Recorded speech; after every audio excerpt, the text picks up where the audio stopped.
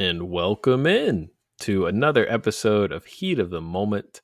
I am your host, Micah. I am joined as always by my fellow host and friend, Lino. If you're not familiar with us, because it has been a little while, this is a Miami Heat podcast hosted by two friends that we like to consider ourselves fanalists. We are fans first, but we do a little analysis for you guys.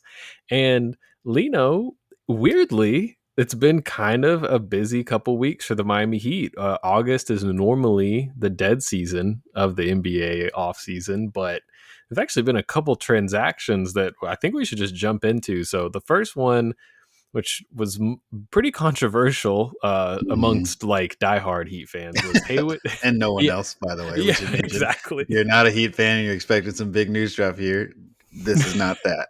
It's not Luca. It's actually Haywood Highsmith. Haywood Highsmith, show favorite, was traded to the Brooklyn Nets. The terms of the deal were the Heat attached, I believe it was a 2032 second round pick, one of the Heat's two tradable seconds. So now they're left with one tradable second.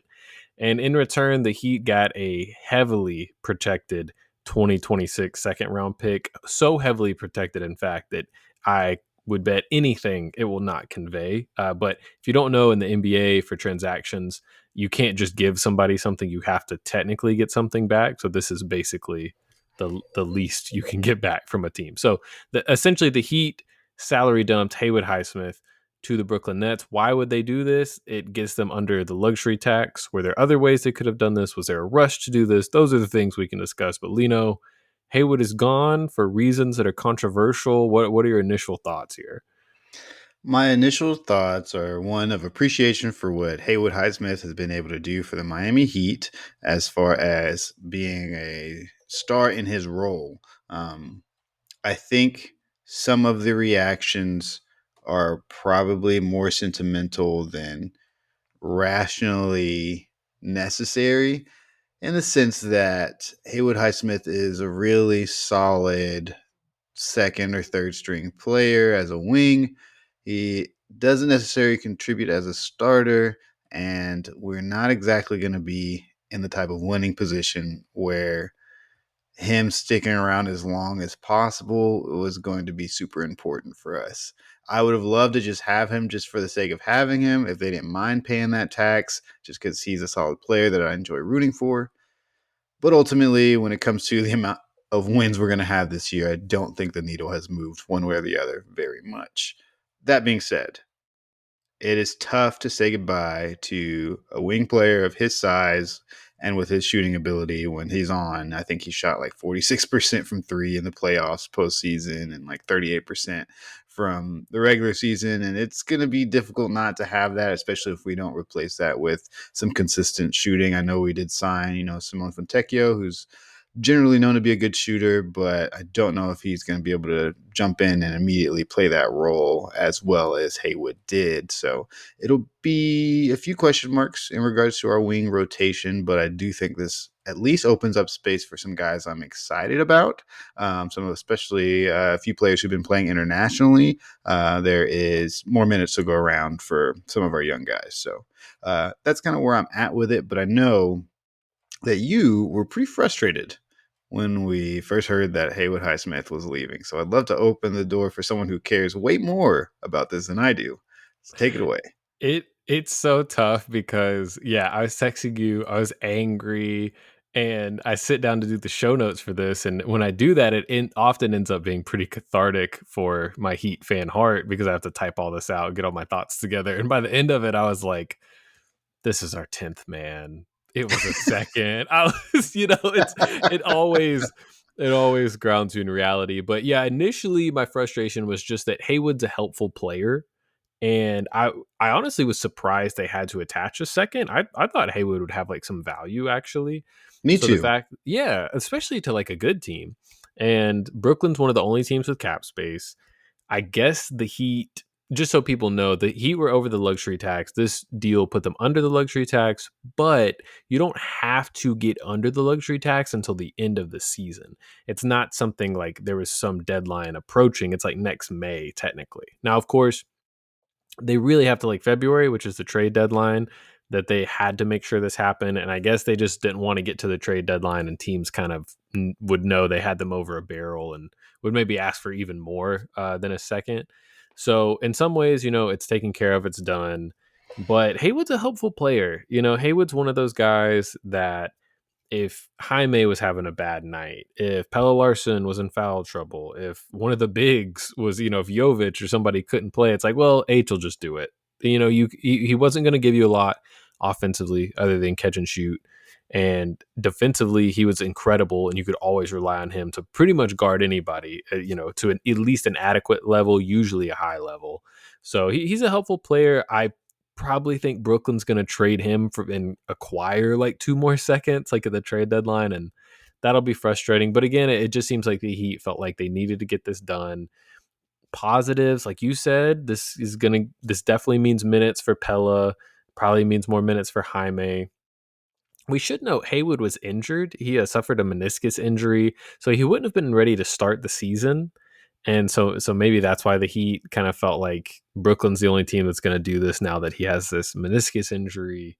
It's hard to know. So yeah, salute to Haywood, a truly self-made player, undrafted and really turned himself into a valuable role player. I hope he'll get enough minutes in Brooklyn to get another contract. I think he's deserving of one.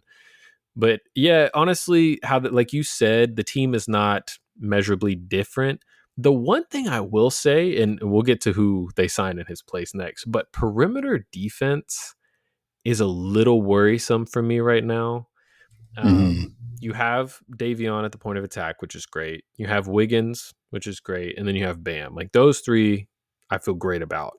The next defender, especially like that would guard wings and guards, I guess I trust the most is Pella. With like Pella's a good defender, but he fouls so much that That's true. I don't.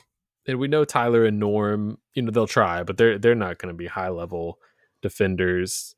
We're still figuring it out. So I know every offseason we're like Bam plus Spo equals top 10 defense, and I'm sure that will still happen. Yeah. But I did felt a little Now, thin. I will say this. I think the narrative about Norman Powell's defense has probably swung a little too far in the direction of it being somewhat poor. I think considering and remembering that early in his career, and this happens with a lot of guards, I suppose, but some guards come into the league as defenders, and Norman Powell was one of them. I think his reputation in Toronto was one of which he could defend at a pretty, above average level. That obviously is not necessarily the narrative anymore, but at the same time, Norman Powell's offensive responsibilities have always been much higher in the past couple teams that he's played for. And with that comes less defense just naturally. Whereas playing alongside guys like Tyler may reduce that. Playing alongside other guys who need more usage like Bam may reduce that load and allow him to be the best version of himself defensively. He is 32, and so I don't know that he's just going to be a super lockdown guy, but I do think he's going to be a little bit better than people anticipate. And it does seem just in the conversations that he's had with the media that is a focal point for him, is getting back his reputation as a defender. So we'll see it if it actually happens. It's easier said than done for sure, but I do think that will be a source of at least less worry when he's on the floor. I don't think we have to be as worried as we might be, when we were putting Tyler and Duncan out there at the same time. But you're right. Losing Haywood is just another great perimeter defender that we're losing. But hopefully our internal defense becomes so strong that it helps out a little bit. And that some of this, with Kalel becoming a better defender, Bam being who he is, Jovic maybe becoming a better defender. And, we'll talk about this later, but he's looking a lot stronger right now in European basketball. Those guys being to a point where we can funnel guys in and not necessarily worry about them on the perimeter, but just chase them off the 3-point line, funnel them into some excellent rim protection. That could be a form of a top 10 defense that we could depend on, or at least use as our bread and butter. But yeah, we'll definitely benefit from somebody taking a leap defensively out there on the edge. Yeah, it's funny that they're not like the same caliber of player within their sport, but in ways this reminds me of what the Kansas City Chiefs have asked of Patrick Mahomes, which is like, hey man, like you were pretty good with really good receivers. What if you had no good receivers? and, and I feel like that's what they're doing with Bam. They're like, oh yeah, top 10 defense with Davion and Haywood. What if you just had Davion? What if it was just you? Bam's like, all right, Raising the yes, stakes. I'll try. Like, so we'll see how it progresses. But But yeah, you say that, and naturally, that does make sense from an organizational standpoint, given that we've had a bottom 10 offense for several years now. true. Like at a certain point, it's like how much can we get away with on defense so that we can focus on offense more? It's like clearly trying to keep this top 10 defense as is with a defensive minded player roster wasn't working. And so, how much can we take away from the defense in efforts of gaining offense before we start to suffer? And I think we're definitely going to find out this year. Yeah. Yeah, that's the thing is it's like, oh, maybe we're 12th in defense, but we jump up to 15th in offense. But my fear is we lose our foundation and then don't really improve that much offensively. But That would be we suboptimal and maybe the most likely outcome for us. right, But yeah, but we have time. We have time. So, but yeah, so that's the Haywood Highsmith news. Definitely sad to see Haywood go. But that move did open up a roster spot. So of course everyone starts wondering who are the Heat going to add. They worked out Kai Jones, a former Charlotte and Clippers player. He's a young center, which a lot of people were excited about because if you look at the Heat's roster right now, center is pretty thin, right? So if we don't know if Kalel's still going to start, but if Kalel and Bam did start, I think the only like true center behind them on the roster is Vlad Golden, who's on a two-way. So I mean, you could say like you stagger Ware and Bam with Jovic, maybe that's enough, but it is thin. If even one of those guys is in foul trouble or God forbid injured, it could get rough. So center made a lot of sense. You and I texted a little bit. I would like to give us both a little bit of credit, even though it was obvious. We were both quite confident who this signing was going to be. And it didn't even take 24 hours. And off an ACL into an Achilles, the comeback that just won't stop, Drew Smith has re signed with the Miami Heat. Drew Smith, if you guys don't remember, I believe it was around December or November of, I think it was December of last year, was playing awesome. He's playing really well. He's like shooting 40% from three, kind of like established what Davion's impact could be for this team. It was like, man, if he had a really good point of attack defender alongside Tyler, can play really well. And Drew was kind of showcasing that. And then Drew ruptured his Achilles, which was very sad because obviously he's like a journeyman. He's undrafted. He's trying to make his career, but by all accounts, is just like a tremendous human being and a very hard worker. But the Heat have rewarded him. They signed him to a 3-year deal. I believe it nets out to 7.9 million or something like that. So it'll be like, crazy. yeah, like annually he'll be making less than the minimum. But he did get 3 years fully guaranteed, so I'm glad he gets some stability. But he's probably not going to be ready for the start of the season like Haywood Highsmith. He's a little smaller than Haywood. He's more guard sized, so again, it feels a little redundant with Davion. But you know, he's a good defender. Like Haywood, probably won't factor into the rotation that much unless someone's injured. But Lino, do you have any thoughts about Drew Smith getting this 14th roster spot? Like you said, I saw it coming. It just felt like the natural conclusion of things for the Miami Heat organization. And I'm happy for the guy. I mostly just found it funny because I felt like prior to the injuries, I was so far out on Drew Smith. I was like, I can't believe this guy keeps getting minutes. I can't believe he's still somehow taking up a roster space, whether it be on the two-way or on the roster itself. But by the time it got to the point where I had come around, I was like, actually, I really like what they've done with this kid. I really like how he's developed as a player. I'm in. And then he blows up his Achilles in a very unfortunate way.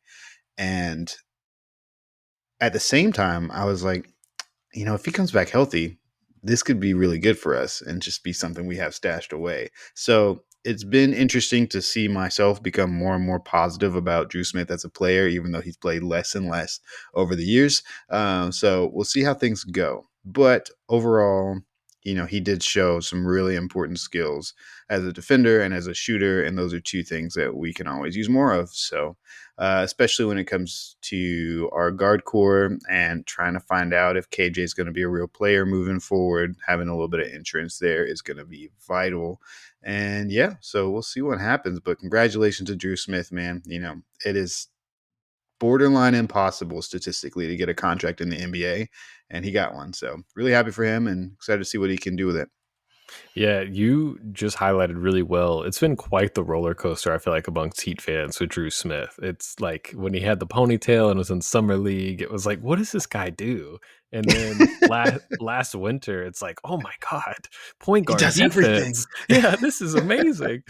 So yeah, happy Drew got the contract. You hit on the part of this that is most concerning to me, and that's because we know our beloved head coach, but Drew's not going to be ready for the start of the season.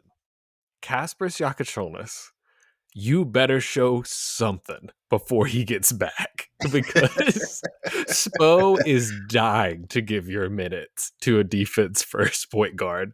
So if you want any tick, I need you, whether it's in Sioux Falls or on the main team, I need you to be going crazy You got to be because averaging 20, brother, or your Spo minutes are gone. Smo is going to be chomping at the bit. So please keep that in mind, Kasparis. We believe in you. And hopefully that works out. If not, we'll be seeing a lot of good defense, which is exciting. I And will that's if say, either of them can take minutes away from Terry Rozier this season.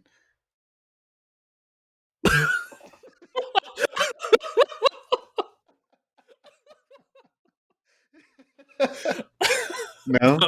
that was the meanest thing you've ever said on this podcast. Oh my I guess gosh. that Hey, technically free counts Terry. as that technically counts as news. I think 5 Reason Sports reported that because some people are like, "Oh my God, we're trading away Haywood Highsmith. We still have 26 million of dead money from Terry Rozier on this team. Trade him away." Nobody wants that contract. The 5 Reason Sports reported they've tried to trade that contract away. No one will take it, and they especially won't take it with the FBI investigation still underway. If you happen to miss an episode, Terry is being investigated for some kind of involvement in a weird gambling conspiracy. But we don't have to get into all of that. Godspeed to Terry. I hear all good things about him as a person. He just kind of, I don't want to say forgot how to play basketball, really struggled playing basketball It was last season. not the main thing on his mind last season for Yeah, reasons currently being investigated. But right. yeah, there's still a non-zero chance that he plays 17 minutes a game this season. So everybody should emotionally prepare for that because Yes. Spo does love Terry, He which gave is him great. so many chances, and I fear he might feel rejuvenated and give him a few more. So You never know we what an should. offseason can do, man. You hang out with a guy all summer, you're like, I got to give this guy his job back. This guy's so nice. Look at him make threes in practice. Yeah, we should do a segment that's like prepare yourself, and it should Yeah. just be for the most frustrating things. But in Spo we trust. He'll figure it out. So, but yeah, that's kind of the transaction news. We lost Haywood. We added back Drew Smith. The Heat still technically have a 15th roster spot. They are not required to fill that at any point. I'm assuming they'll do it at some point during the season, hopefully to add some front court depth. But it might be Kashad Johnson at the backup five. So that could be another thing you can all prepare yourselves for. But now that we have the roster mostly sorted, we can look into the schedule. Though the NBA had their schedule release, it's schedule releases are always so funny, especially for the NBA, because you essentially know who you're playing. You know, you play everybody twice, everybody in your conference 4 times or 3 to 4 times, everybody in the other conference twice. So you're gonna play everybody, but it still is fun, especially to look at the early part of the season because that's pretty easy to project. We know everyone will be fairly healthy. And the beginning to the Heat season is a little scary. I won't lie. 6 of their first 8 games are on the road. Most of those games are against former playoff teams from last season. And one of the teams that wasn't a playoff team is the Spurs, which if you've been following Wemby this offseason, he is apparently tapping into some kind of greater form that we couldn't have even imagined. So Some higher power. yeah, he's definitely turning into the Avatar or something as we speak. So that'll be interesting. Lino, the schedule releases, you look at the first few games. How are you feeling? What do you kind of be looking for in these matchups? Yeah, there's definitely some very difficult challenges within these first few games, especially since we're going to be on the road. But there's also some gimme games in here. We get a healthy chunk of Charlotte, and there's some teams in here that really have some stuff to figure out that will be playing at the same time as we're trying to figure stuff out. And with that, it can go either way. The Memphis Grizzlies, I don't really that's a big question mark to me. Like we play them second, and I don't really know what kind of team they have going into next year. I feel like they're on a bit of a downturn right now. The New York Knicks have a new coach, and who knows what that's going to look like. I imagine it's going to look good, but it might not look good in the first week, as a lot of basketball typically does not. The Spurs will have Wemby, and we were talking before the show. It could be the game where he decides to show everyone he's the greatest player in the world. That would just be our luck. But outside of Wemby, there's still a ton of question marks about that rotation. We could possibly expect a sophomore slump from players like Stephon Castle, and you don't really know what you're going to get from their rookie. And I believe they were drafted Dylan Harper, right? Mm-hmm. Yes. Yeah. So there's question marks all over these first 10 games. The Lakers, they have Luka, of course, but also everything outside of that is a huge question mark, including LeBron James, who's going into year 50 in the league. Like, everybody here in our first week or 2 weeks of basketball still figuring things out, which leaves me to be fairly optimistic because we're always a team figuring things out, and we usually come out in some positive manner most of the time, with maybe exception being last year where figuring things out became insurmountable with the type of stuff we had to figure out. But yeah, nobody here is like a juggernaut. So, except Denver. Denver's right there, and they probably got better. And so that is going to be a tough way to end that whole thing. But right after that, we get to play Charlotte and Portland. And so now after that is one thing I did want to mention. I wondered if you were going to No, say in the anything. top 10, it's like, okay, I can see and I can copium my way into feeling good about the beginning of the season. Starting on November 10th, we are going to get whooped for several games. We have Cleveland twice. I bet New York will figure it out by November, and we had to play them twice. We got to see Jimmy again in Golden State, and if everybody's healthy there, they're going to be awesome because they were great when they were healthy. We got to see Dallas, and yeah, it's going to be a rough couple of weeks there in November. So if you got to watch Miami Heat basketball in November, I'm sorry, but you should probably just turn on some Sunday Night Football or something if you can, because this is going to get rough. Yeah, I think you highlighted the roadmap there, which is the Heat have an awesome training camp and figure their stuff out faster than these other teams figure their stuff out. Because yeah, like Orlando, the first game, they'll be integrating Bane. They'll probably be awesome, but maybe they're figuring out when does Bane shoot, when does Paolo shoot, and Norman Powell has never asked that question. He just shoots. Mm-mm. So Yeah. maybe he'll just be bombing away. And then yeah, the game I'm honestly of the first 10 most excited about is at the Clippers. Because I feel like Norm is gonna go nuts, and the Yeah. Clippers are loaded. Like they had an awesome offseason. They had a Brooke Lopez, I think, John Collins, Bradley Beal. They'll have Kawhi will probably be healthy that early in the season, so Mhm. it's always tough to play Clippers. But Norm could go crazy. Good, laudatory or derogatory, we're not sure, but it'll Yeah. be fun to watch regardless. And the other thing I'll say as a Heat fan, last year our West Coast road trip was pretty early. This year it's even earlier. So Mhm. on the bright side, we're knocking the late games out very early. You see it starts at San Antonio, at Lakers, at Clippers, at Denver. We never have to go to those places again the rest of the year. So Yeah. that's pretty nice. 9:30 start time is so sick. Yeah. That Yeah, is crazy. those are not fun, but we will overcome. But yeah, so those are the key ones as far as like games to watch out for. Obviously the Jimmy game, November 19th is when Jimmy comes back. Almost said to American Airlines Center, to Kaseya Center. I forgot what we were called for a second. It's like, what is it now? And I mean the last time Jimmy came back. The only time he did last season was like the highlight of the whole season. So that would be cool if It's that true. happened again. It's like Khalil Ware had an out of body experience. I bought his jersey that night. So Yeah. maybe that'll happen. The Duncan Robinson return, November 29th. That'll just be cool to see Duncan back. I'm sure he'll get a warm ovation. Also, just a quick side note, Duncan opened up on his Instagram in a very beautiful way about some tragic things his family has gone through in the past couple months. And it's just really well done and beautiful. So if you have any time, if you haven't checked out Duncan Robinson's Instagram story, he talked about losing his brother and kind of how he's been navigating that. So that just reminded me of that. It was very beautiful. Shout out to Duncan, Heat legend forever. So that'll Oh be yeah. nice to see his return.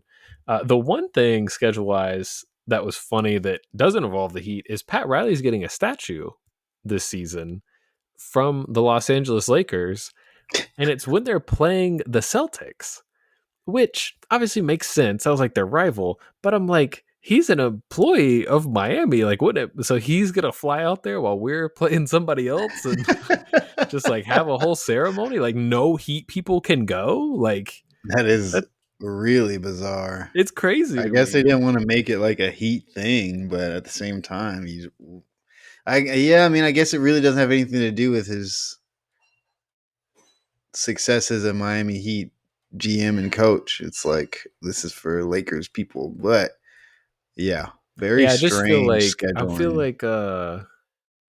there was something recently. I wish I could And think of like, an why the example off the top of my Celtics? I head. mean, I guess I get it. That Like, was their rival in the their '80s. rival, but I don't know. That's his signature line. F the Celtics for Yeah, for our younger maybe they'll put listeners. that on the statue, and that's what they want them to see. That would be kind of cool. That'd be kind I of would not be crazy. mad at that. I'm trying. I believe it's March 22nd is when he's getting his statue. Let's Oh see. wow, No, let me see. February 22nd. So the Heat don't have a game that day. And we They actually have actually, 2 days off in between. There's Sunday and Monday yes. off. So yeah, Okay. maybe they So travel on maybe, Sunday. yeah, maybe the schedule makers actually thought a little bit about this. So yeah, that probably would allow for Spo and different people to be there. Because I'm sure they'd like to be. It's a big deal. But Yeah. anyway, Pat Riley's getting a statue. If anybody wants to catch a Lakers game, I'm sure there'll be plenty of Heat people there. Um, but yeah, so that's kind of our schedule breakdown. Do you have any other games that stood out to you? Anything kind of on your mind? No, no. In general, most seasons I try not to take too close of a look at the schedule just because so much of it, what matters in the schedule is going to change dramatically after the Yes, first like month or two of basketball. Like for sure. everything past January is a huge question mark in regards to what all these teams are going to look like. And so I feel like the schedule, as it comes into closer context, really starts to matter as we get through it. And then we kind of look at it and see, it was okay, we need to win the next 10 games. What do the next 10 games look like? And looking at the early stuff to see how we get to start, I do think there's potential to start off at least not 0-10 I was and gonna say, I want you first 10. I want you to put a number on it that like we come out with this record and you're feeling good about things. Like, what's your bar? statistically speaking, with exception to maybe, actually, I don't know that there's an exception that's happened yet, but every team that has ever won a championship in their, or maybe it's every team that's ever made it to the playoffs, I believe it's championship, has not gone under 500 in their first 10 games. So if we can win 5 of these, That's we're no still in concern it. to us. But if we can win 5 of these, that means Yeah, we are statistically not zero chance of yeah. getting to the playoffs or at least getting to the finals. Yeah, So I would say 5-5. I mean, this is I guess probably what anyone would say. But if we go 5-5, I'm like, that's fine, man. There's some actually honestly, if we go we five and still in five, it. yeah, if we go 5-5, I feel good because I was like, there's some tough teams on the road. Under that, I'd be like a little like, dang, already in the under 500 hole. Anything under above 500, 5-5. Yeah, anything above is pretty crazy. Under, we at least don't have to worry about making it to the finals because it's never happened before. Yeah, So that that at we least can. helps us set the ceiling for the The season. pressure is off. So if we only win 4 games, it could be a good thing for everybody's blood pressure, but it would be very bad for our chances of making it to the finals.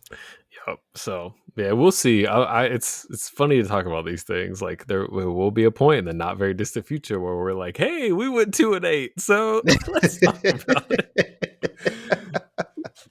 Oh, brother.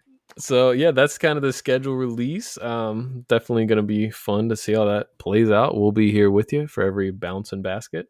Uh, Next up on our little summer roundabout, we have a discussion of our international players. So, if anybody has been keeping up on Twitter or some other form of social media, the Heat actually have a lot of guys participating in some overseas hoops. So, we have Norm Powell representing Jamaica.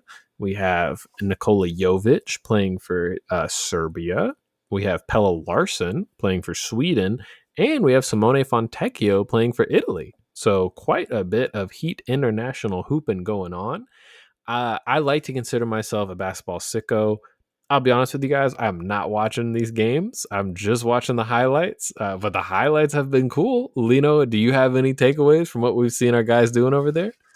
Yeah, I mostly focused on Jovic and Pele's games. I did not actually get to catch any of the highlights from Norm Powell, and I didn't realize until today that Simone Fontecchio actually played any Euro basketball. So you'll have to inform me if you got to watch any of those highlights. But those 2 guys that I did watch made me very excited. I think it's very interesting how Nikola Jovic plays overseas compared to how he plays here. I think it harkens back to some of his draft tape in the sense that he over there he does seem kind of faster and stronger and better than everybody. And I just keep hoping that translates to NBA basketball, and it just hasn't yet, but I think we've seen flashes of it. What I do love is that he seems to be very electric from 3 right now and also getting to the rim pretty comfortably. And technically speaking, the narrative is that European basketball is getting more defensively sound and maybe the harder league to score in, and he didn't seem to have too many issues with that while he was playing. So I don't know that I really believe that, but if he can make that translate as far as this Maury ball type playing of taking threes and taking layups and cutting to the basket, then I think that's going to open up a lot for us if he can produce at that kind of level. Obviously, he is playing with the greatest basketball player in the universe, so that makes it difficult to really believe in. But you still got to make shots, you still got to make layups, and so being able to finish at both of those spots on the court is a highlight. One thing I did not see in the Jovic highlights, I didn't see any defensive highlights. I don't think I saw a single block, steal, or really anything impressive there. Maybe it might have just been how the highlights were made. Somebody else may have seen these kind of things, but that was something I was hoping to maybe get a visual of, is where he's going to be at defensively, and didn't really get a chance to see that before, we get into any other players. Did you notice anything else about Jovic or come away with any, prevailing thoughts? Yeah, Nico is funny because most of these guys are going to be playing with a much worse situation just because they're not surrounded by NBA talent like they are on their Mm-hmm. own team. There's an argument Jovic is a rare exception to where he's actually probably in a better offensive ecosystem because he's playing with Nikola Jokic, the best player on the planet. Um, Nico, and this is part of this is about Nico, part of this is about the discourse about him this summer. I feel like I've seen a lot of people online pushing him as kind of the skeleton key to unlocking the best version of this team, especially like with his ball handling and playmaking. I feel like that it's kind of setting yourself up to be disappointed if you're putting that much pressure on Nico. I feel like he's Mm-hmm. a great connector. He's a great read and react passer. I don't think he's a point guard. And Mm-hmm. I see him playing more of like a Santi Aldama kind of role, like catch and shoot, good cuts, good passes. But I don't see him being like top 3 on the team in usage or something. And I think you're seeing that in Serbia. I mean, this is a situation where there's less ball handlers there. than there will Yeah. be for the Heat. And really, you only see in these highlights, you're only seeing him handle the ball in transition. Everything in the half court is usually a Jokic skip pass to an open Yeah. corner three, cutting off of Jokic. And that stuff's all good. That stuff he can do with Bam to varying degrees. But yeah, I do. I just feel bad for Nico, I guess, almost preemptively, because I feel like people are suddenly, because he's the young guy Mhm. who's kind of, it's like, all right, it's your turn to turn into the all-star. And I'm Yeah. like, it's if he just turns into a good player, that's cool. Like, Mhm. we don't have Yeah, to do he's all this definitely other more stuff. of like a play finisher, which I think Hmm. is really valuable for this team right now. But yeah, and anybody who is excited about the way he can dribble a ball from the tape you may have seen from Eurobasket this year, I think he's playing with probably the most spacing he has played with in a long time, and he might not have that with the Heat if our shooting doesn't show up this season. As it can tend to disappear season over season. But what I will say is he did seem more physically dominant in those games, and some of those baskets were coming up from some what I considered impressive post moves.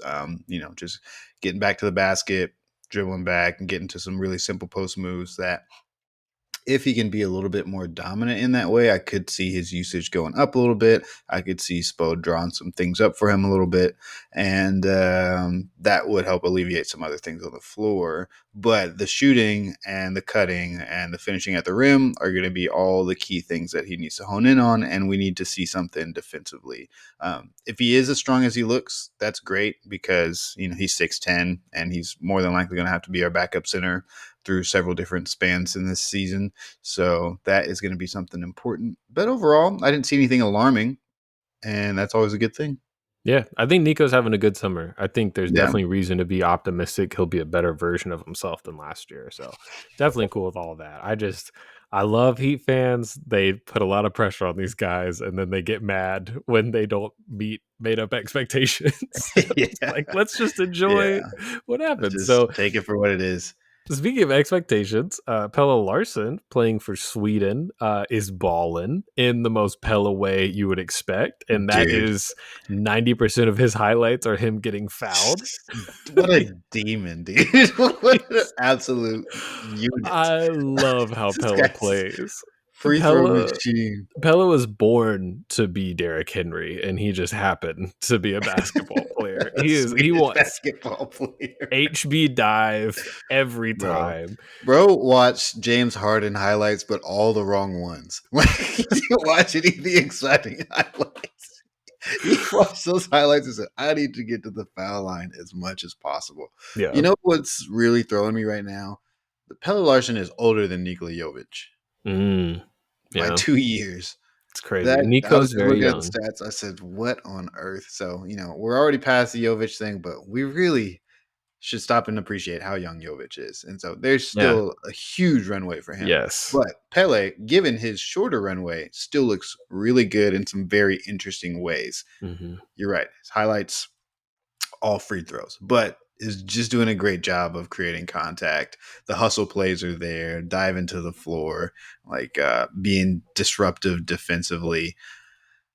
I'm not in love with his 3-point shot form. I don't know if you were watching that. It takes a long time. There's a bit of like a build up to it, and it's not nearly as quick of a release as Jovic has developed over the years. Not to keep comparing them, but that's just the first thing that comes to mind. So there's still some question marks there, but overall, he's just an electric player to watch because he's so interesting. Like he's already gamified basketball in a way that I feel like you don't really see from someone until they're in year 9 or 10 when they're tired of trying to use like skill to do things. Yeah. I would say, and the Heat fans, brace yourselves.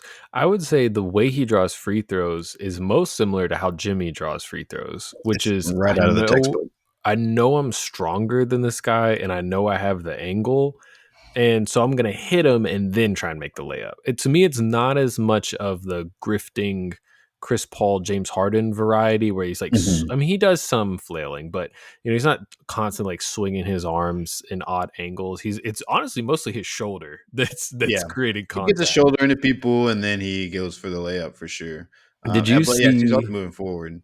Did you see that move he had? He caught it at the elbow. He's like in a triple threat jab, pump fake, got the guy up, drove, and got the and one. Oh yeah, I was like, that is nice. I haven't, that's we don't crazy. see a lot of triple threat Pella really. It's really catch and Yeah, and go. and he's getting a little swagger on some people out there too. I don't know if you saw the little very minuscule. I had to rewind to make sure I saw it, but I can't remember exactly what he did. But I think he got a foul on an and one, and just turning over, he does like the too small celebration for like a split second.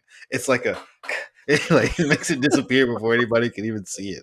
It was like he's really starting to build up a little bit of confidence out there. You can tell he's really in it. And passionate about it. And I mean, you saw it in summer league when it was like this guy's taking this way too seriously right now for someone who doesn't need to be here, but he wants to win, and Yes. so he's really out there trying hard. And so I think he's going to come back and have a really fun season with the Heat. And with Highsmith being gone, with Robinson being gone, there's room in the rotation for him to kind of explore what his ceiling is going to be this year. Yeah, I think we could talk it out more, but as far as the rotation, I feel like he's ahead of pretty much everybody that's not like a starter from last year and now Norm and Mm-hmm. Javion. And that's probably it, assuming Norm starts. He might be ahead of Yeah, Nico. I suppose funny about Nico though, honestly. So we'll see. yeah. But like I feel like he's ahead of Jaime. Um and wow, I almost said ahead The of problem Haywood. is Uh I think I will say, barring the Haywood Highsmith trade, I did think that he was going to see more run because I think there was more to explore with Pele than there is Haywood. I think he was going to get more minutes anyways. But now I think this yeah. kind of sets it in stone. But guys like Kasparis are going to probably have to earn some minutes from him. Guys like Jaime is going to have to earn some minutes. Kashad Johnson even doesn't even play the same position, but Yeah, still, Fontecchio, I mean, he'll yeah. probably have to take minutes from Pella. I mean, Spo was at Pella's game today, funny enough, for anyone that didn't know. I think he was in that's Sweden, and Spo was out that's there just like, yeah, crazy. it's my boy. So, My darling boy. yeah, Yeah, I think he gets some legitimate run. I think he becomes a staple. If I had to predict, I think he becomes a staple in the second unit. And, barring some health situations, there's even a chance he gets a run at like the sixth man for this roster. So that I think is kind of the ceiling. I don't see him starting over Norman or Tyler at any point, barring injuries, of course. But I could see him being really high in the rotation and even getting up to like averaging 15, 20 minutes a game. So, yeah, uh, certainly. Yeah, I mean, I think if we now, I don't know if Ware's going to start. We can do a separate show on that. But if we assume he starts and it's Tyler, Norman, Andrew Wiggins, Ware, Bam, I think your first three subs are going to be Davion, Pella, and Nico. And yeah. a lot of times Spo doesn't really play guys a lot more than that, more than eight Mm-mm. guys. That is, the ninth guy. I hope it would be Jaime. I hope he gets the first crack at it. I think it's important this year to kind of get an idea of if Jaime is going to kind of bounce back or if this is where he's at and it's time to give Fontecchio or even Yakachona, somebody like that, a look. But that Yeah. would be my guess. Obviously, pending Drew Smith health. Once he's healthy, all Mm-mm. bets are off. Yeah. Yeah. That is going to be interesting. We actually all of a sudden have way too many guards. And I felt like that was the opposite of the problem we had in April. Yeah, But I was maybe excited to see, but also Drew's not going to be ready for a while. He's going to have a long ramp and probably going to spend some time in playing in the G League just to recover. Um, but I'm really fearful of how Yakuchonis is going to crack this lineup. Like, I don't know if I feel more excited about him playing than any of these other guys. Like, I don't know if anybody could look at me and tell me he's a more exciting player to put out there than Pelle Larson at this point. Like, he's younger, yeah. sure, but I don't And know that he. and Yakachonis is young. Like if this whole year Yeah. is a Sioux Falls year, I mean that is the nice thing about the guard rotation is I don't think we'll be like, oh my god, we need another guard. Like even Mhm. if Terry is a zero, Tyler, Norman, Now, don't get it wrong. The Davion. fans are going to say that Well, you're right. regardless. That's very true. But it won't. I feel like it won't be like how it was with Khalil last year, where it was like, oh Mm, my god, we need a big next to Bam. Like we're getting killed on the boards. I could be wrong, but yeah. I just don't see. Um, a rational demand for Yakachonis getting stirred up, but I could be wrong. The other guys, I feel like kind of less to comment on. They're more seasoned vets with a Norman Powell Mhm. for Jamaica and Simone Fontecchio for Italy. Scores. that are scoring that rock. And that's Yeah. I mean, Norm was getting double teamed mostly because again, it's Jamaica. There's not I don't I think there's some other NBA guys on there. I'm not totally sure, but there weren't when Norm was playing. I don't believe, and so he's getting double teamed and just getting 4 point plays and driving to the basket really hard, just doing Norm Powell things. So, and thanks, same thing with Simone. I just all his highlights were like some nice looking catch and shoot threes, a couple of nice Yeah. passes. So par for the course for those guys, but they're looking good. So it's exciting. Sweet. Well, shout out to them. I do like that these guys are getting a little bit of run going into the season, especially since two of them are new guys. Like they'll obviously be learning stuff coming in, but they got a full off season. They'll get a full training camp, and they'll come in kind of with a running start without having to kind Mhm. of get warmed up for full game speed and conditioning. So yeah, I feel really excited about what this new roster is going to look like. Excited in a way that a delusional Heat fan can be. Like, I don't want to get everybody's hopes up about how well this team is going to do. I do think they're going to be better than expectation, as we've talked about. Zach Lowe and Bill Simmons, they did that pod a few weeks ago talking about, the Heat are definitely more than like a 38 win team. And I agree. I think there's a lot of scenarios where we finish this season with 40 wins at least. Um, and some scenarios where I think we finish, above 500 or maybe right at 500. So this team is going to be something next year, and we are going to find out. Well said. We only got a couple minutes left. This is just a fun thought exercise that I like to do occasionally to get an idea of where the Heat are at on both sides of the ball.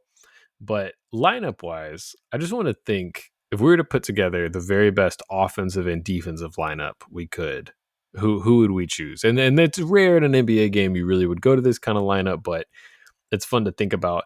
To me, the defensive lineup is almost more interesting with the loss of Haywood. And Hmm. again, I'm not going to put Drew Smith in it yet. I mean, maybe eventually, but he's coming off the Achilles. We got to see how he looks. Yeah. So defensive lineup, and we can just do this together. I'm thinking obviously Davion is a lock, Hmm. Wiggins is a lock, Bam is a lock. Yeah. The other guys around him at the two, I think I'd go Pella between Wiggins and Davion. What do you think Hmm. about that? My first thought was Norman Powell, but Pelle Larson's probably going to try a lot harder and is still in that phase of being a great defender in his career. So he's just he's 6'5", so he's not exactly small.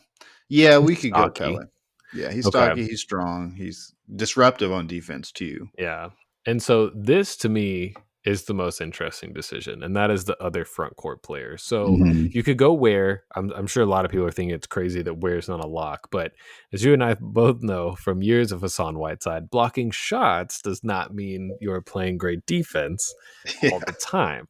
So Ware right now I don't feel super confident in as in but what are our other options, right? So Jaime, you could go small ball, switch 1 through 5, but Jaime is a little slow footed. We've seen, I always, for some reason, specifically remember Jalen Brunson Yeah. attack relentlessly Yeah. multiple The thing games. is, I may try super hard Hmm. on defense. The problem is he has zero physical advantages. Yeah. And it's hard to be an elite defender without being one lanky, take up a bunch of space, being incredibly agile, or being incredibly strong, or being physically sized. And he's none of those things, Yeah. unfortunately. Which Yeah. yeah, So in he that's just tough. I don't even know if he has the like required foot speed to guard one No, on yeah, one because he's intelligent. He doesn't jump on like a ton of pump fakes, doesn't get out of position. But it's like at some point, if you're getting switched on to guards, like you got to be kind of fast laterally. So I feel like almost by default, it has to be Ware. I mean, Terry when he's engaged is like a fine defender. I could see Spo throwing him out in this kind of situation, but I don't think he should. It would not be my choice. So no, that would be I bad. think I that think. puts me at Davion Pella, Wiggins, Bam, Ware for our one stop. There's 7 seconds left. The other team has the ball out of a timeout. I think that's why I would throw out there, but I'd be nervous. We saw the John Morant game winner when he attacked Ware, which again, that was good defense. Yeah. You But know, now I do think he did defend that very well. But looking at our wing rotation again, I think I do go back actually and campaign more for Powell being in that starting lineup and moving Pele to the 3 and Wiggins to the 4 and having Bam out there. I think that is yeah, an agile lineup. I think Powell won't get beat, and if he does get beat, I think he's going to get beat in like a smart way. I think he'll defend the 3, feed him into whatever rotation, and then we have some guys who can rotate relatively well. So I think with Powell and Davion being out there on the perimeter, having Pele at the 3, he's a little undersized, but he's scrappy, he's disruptive. Wiggins, I think, can guard up pretty well and can switch really well too if there's any situations where Pele and Wiggins get switched, and then we still have Bam there being the anchor for all of that. I'm gonna throw one more at you because I think I am a little lower on Norm's defense than you are, but I do really like the idea of switching. What if we take out Norm, slide Mhm. slide Pella back to the 2, Kashad Johnson at the I was 3? looking at his name. I mean, he's a good defender. He's long Yeah, and athletic. We haven't seen him in enough like clutch situations to know like yeah. I just don't. My fear is that he doesn't know basketball well enough to do this right, it's and I mean that for probably like in an NBA level. Like, right. I think that's the one thing stopping Kashad Johnson from getting rotation. Anyways, he's Yeah. huge, he's fast, he's strong, he's got all the attributes of an NBA player, but you can kind of tell he still hasn't figured out what he needs to be doing out there, and that is, I think, where he suffers from getting rotation minutes right now. Yeah. So I would push back on that a little bit because, stylistically, it looks like it would make sense. But when he's out there and important decisions need to be made at a split second, I don't know if he's going to make the right choice. It's I think fair. he'll try hard. He'll be out there probably doing something crazy in order to make a Yeah. stop. But I don't know if it's going to be the right decision. So, No, you're right. uh, I'll stick with the Ware version of it. So mine mhm, would be Mitchell, Larson, Wiggins, Adebayo, Ware. And I like that we differ. I like that you have the 5 out, switch 1 through 5 group with Norman there. So I like that. Now offense, this one I feel like could be a discussion, mostly in mhm, the front court. Norm and Tyler got to be locks for the back yeah. court. Wiggins, I still think, is significantly better offensively than any other option. But the front court is where it gets interesting Mhm, because Bam is coming off a down offensive year, but his screening, his passing, and what I am anticipating a bounce back, I think he has to be out there. But you could argue with Kalel's, hypothetical shooting ability and lob threat that you could maybe do like a Nico Kalel 4-5 for an all offense group. I still lean Bam just for that basketball IQ and experience, but do you agree you would put Bam in there? And if so, who would you put next to Bam? Well, that is something that I can agree with. I do think he could be out there, but I think I would go with a different lineup. Okay. I actually think I would go with a 3 guard lineup Mm-hmm. with Powell, Tyler, and Davion. Davion obviously has a reputation as the best defender on our team, outside of Bam, of course. But he's also was really good at shooting the 3, Yeah. and he's a great point guard. He passed really well. His rim finishing numbers were really impressive this past season, despite maybe not being a career excellent finisher at the rim. He's great on offense. He just also happens to be our best defender. I And so don't having hate that. him and then having Tyler, having Powell as this kind of undersized wing, um, and then having Nico and Ware out there, I think we can go 5 out. I think we can run some 7-second offense. I think we can run a lot of screen stuff with Ware. He obviously isn't nearly as good of a passer as Bam, but I think he's probably a better 3-point shooter. And then, yeah, I think our shooting looks the best out there. I think our passing looks as good as it can without Bam being out there. And I think we can attack at all 3 levels really with those 5 players. So that's probably what I would go with. A little undersized, of course, but if we're thinking just going all in on offense, then I think that Yeah. No, I necessitates some really like that sacrifice. because you could go 5 out spacing. You know Davion's going to get downhill. And then once Mhm. he starts the churn, then all those other guys attacking a bent defense. That could be pretty good. I think ultimately, like real world situation, agree with you. Now that you made those points, I would go with the 3 guards and I'd probably do Nico and Bam just for, Bam's, Mhm. kind of cerebral, thinking of the game. I feel like he might Yeah, see cuts or reads that Ware might not. And Bam's 3 percentage wise was about on par with Ware's, so it's maybe true. that'll uptick a little bit. But yeah, man, I'm getting excited. We're still like 2 months away, but we're not far Yeah, away from Heat basketball. man. But yeah, I think those are definitely interesting lineups. I think we're going to see some very interesting stuff from Spo this year. Hmm. While the talent may not be at the highest level, we've seen it in Miami Heat history. Um, I think there is a diverse, set of assets that we have in this roster with a lot of question marks about what it can be. So finding that out is probably going to be the most interesting story of the year, as far as what this looks like, because I know all things point to a 2026 offseason that there aren't really any free agents left for.